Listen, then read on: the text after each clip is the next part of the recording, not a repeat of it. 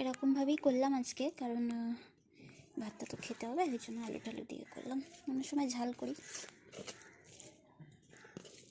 তেল ঝাল করি আর কি,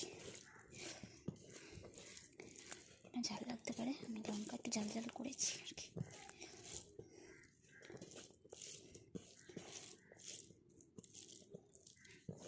আসো বন্ধু, মাছটা খেয়ে বলো কেমন আছে।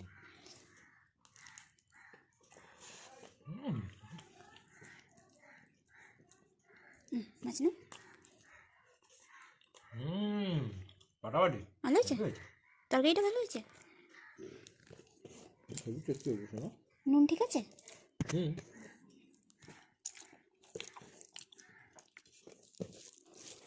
ভালো হয়েছে সত্যি।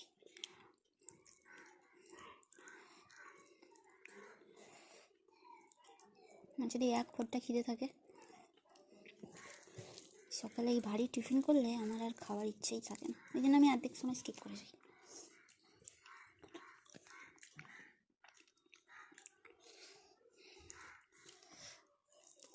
বাচ্চাদের মতো খাচ্ছে দেখছো বন্ধুরা,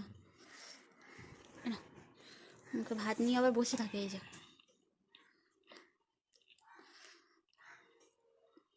চলো এটা খাইয়ে দিই।